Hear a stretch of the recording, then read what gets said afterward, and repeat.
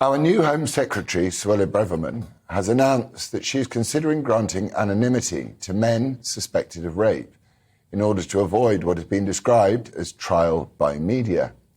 Several high-profile cases have arisen in recent years, from Cliff Richard, Paul Gambaccini and Harvey Proctor, all falsely accused by men of sexual assault. So this is not a man versus woman thing. That's not a point I'm making. And that's not to mention the countless thousands without a media profile who, despite being innocent, have forever lost the thing that all men should and do hold most dear, their good name, in the same way that women should and do hold most dear their dignity and self-respect. Long after innocence is established, these men will still struggle to rebuild their lives. Sideways glances at parties, mumblings of the lack of smoke without fire from colleagues at work, the slow murder of one's good name can become unbearable. The process becomes the punishment. It's a punishment many men can ultimately not bear, so they choose instead to end their own suffering, tragically. Now look, the argument against this proposal, of course, is that women will be fearful of coming forward or being taken seriously when they make allegations which they may fear are not taken seriously, therefore leading to sexual predators like Harvey Weinstein becoming ever more emboldened to continue their vile sprees of abuse.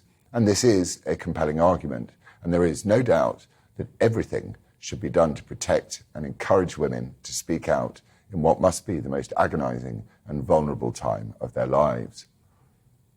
But it is almost impossible to find a correct balance. Both walking through life with the living death of being the victim of rape and walking through life with the living death of falsely being accused of rape seem to be so difficult to weigh as to not bear thinking about.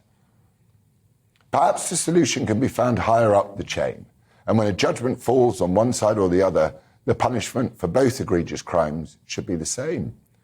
If a man is found to have committed a vile and life-changing act, then his sentence should be as harsh as society demands. And on the same note, if someone is found to have lied about an alleged rape, their sentence should match his to the day -1, because rape is worse than a lie.